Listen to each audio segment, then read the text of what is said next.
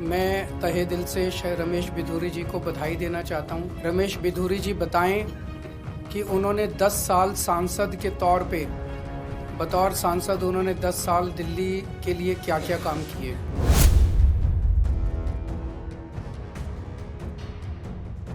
दिल्ली में आगामी विधानसभा चुनाव को लेकर सभी राजनीतिक पार्टियां एक दूसरे पर आरोप प्रत्यारोप लगाने का दौर शुरू कर चुकी हैं। इसी क्रम में पूर्व मुख्यमंत्री और आम आदमी पार्टी के राष्ट्रीय संयोजक अरविंद केजरीवाल ने शनिवार को एक प्रेस कॉन्फ्रेंस कर भाजपा पर तंज कस दिया है। इसके साथ ही उन्होंने सीएम आतिशी के खिलाफ चुनाव लड़ने वाले भाजपा उम्मीदवार रमेश बिधूड़ी को तहे दिल से बधाई भी दे डाली है। अरविंद केजरीवाल ने कहा है कि शुक्रवार को दिल्ली में भाजपा सीईसी की बैठक हुई थी। मुझे सूत्रों से पता चला है कि इस मीटिंग में दिल्ली के सीएम पद के लिए बीजेपी ने रमेश के नाम पर मुहर लगाई है। पार्टी 1-2 दिन में नाम का औपचारिक ऐलान कर देगी। मैं तहे दिल से उन्हें मुबारकबाद देना चाहता हूं भाजपा की तरफ से सीएम उम्मीदवार के लिए। आम आदमी पार्टी की तरफ से तो शुरू से ही ये जग जाहिर था, पूरी पार्टी ने निर्णय लिया था, मेरे नाम के ऊपर सहमति थी कि अरविंद केजरीवाल जो है वो सीएम उम्मीदवार होंगे। भारतीय जनता पार्टी का पता नहीं चल रहा था किसी को कि कौन होगा। कल इनकी सीईसी की मीटिंग हुई है, सेंट्रल इलेक्शन कमेटी की मीटिंग हुई है और सूत्रों से पता चला है कि उस मीटिंग में भारतीय जनता पार्टी ने शायद निर्णय लिया है कि रमेश बिधूरी जी भारतीय जनता पार्टी के सीएम उम्मीदवार होंगे।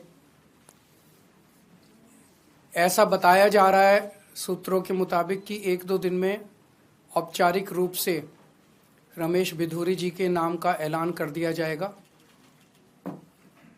मैं तहे दिल से रमेश बिधूरी जी को बधाई देना चाहता हूं भारतीय जनता पार्टी के सीएम उम्मीदवार बनने के लिए।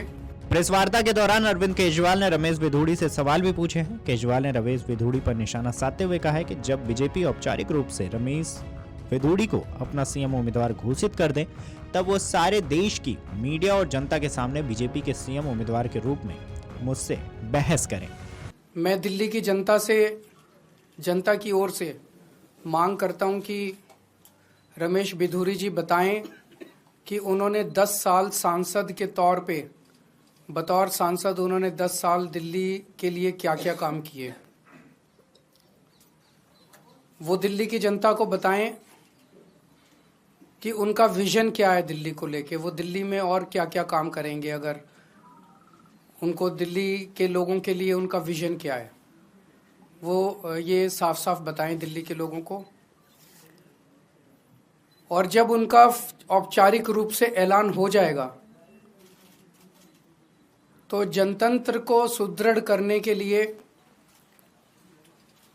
मैं ये भी चाहूँगा कि उनके औपचारिक नाम का ऐलान होने के बाद एक दिन दिल्ली के लोगों के सामने, देश के लोगों के सामने, सारे मीडिया के सामने आम आदमी पार्टी और भारतीय जनता पार्टी के रमेश बिधूरी जी के जो भी सीएम कैंडिडेट होगा उनके बीच में एक सार्वजनिक डिबेट होना चाहिए जिसमें जनता देख सके कि वोट इसको देना है कि उसको देना है, इसने क्या काम किया, उसने क्या काम किया, इसका क्या विजन है, उसका क्या विजन है।